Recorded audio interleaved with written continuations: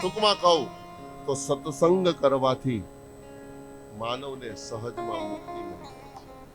સત્સંગ કરે એનું કલ્યાણ થાય. હાવ સાદા ભાષામાં. હવે સત્સંગ એટલે માત્ર આ વ્યાસપીઠ ને શ્રોતા આટલો સત્સંગ નથી. સત્સંગ શબ્દ બહુ વ્યાપક છે.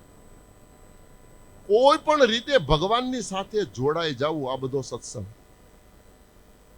કોઈ પણ રીતે. મારી ને તમારી 5 જ્ઞાનેન્દ્રિય, 5 કર્મેન્દ્રિય અને 11મું મન, આ 11 વસ્તુ કોઈ પણ રીતે ભગવાનની સાથે જોડાઈ જાય એનું કલ્યાણ થાય. અને આપણા સનાતનમાં તો કેટલી વિશિષ્ટ વ્યવસ્થાઓ છે, જરા વિચારવા જેવો છે.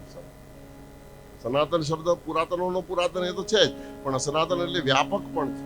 સનાતન શબ્દનો અર્થ થાય છે વિશાળતા વાળું, જ્યાં ક્યાંય જડતા નથી.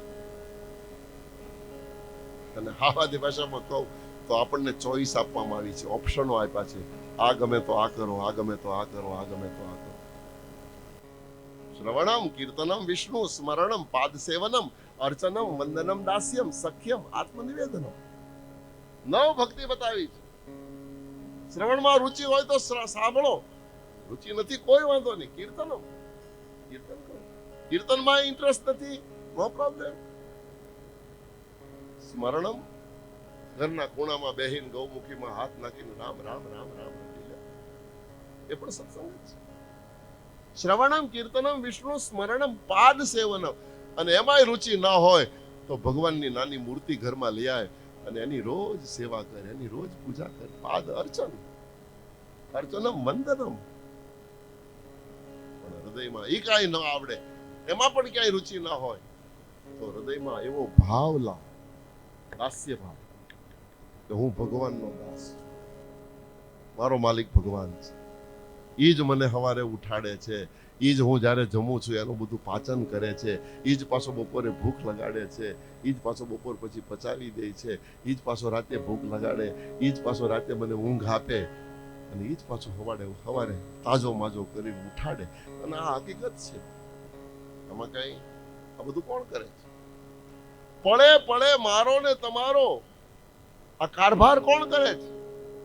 આપણે એને માનીએ કે ન માનીએ, બાકી ઈ આપણને માને છે.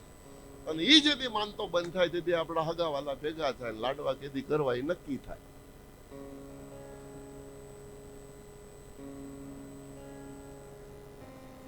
સત્સંગ શબ્દ વ્યાપક છે. કહેવાનો અર્થ વિશાળતા એ છે કે ચોઈસ છે.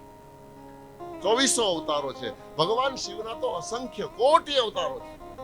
તમને જે કથા સાંભળવી ગમતી હોય એ કરો. ગાતા આવડતું હોય તો ગાઓ, નાચતા આવડતું હોય તો નાચો. નાચીને પણ ભગવાન મળી શકે.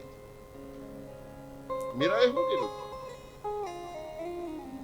પગ ઘૂંઘરું બાંધ મીરા નાચી.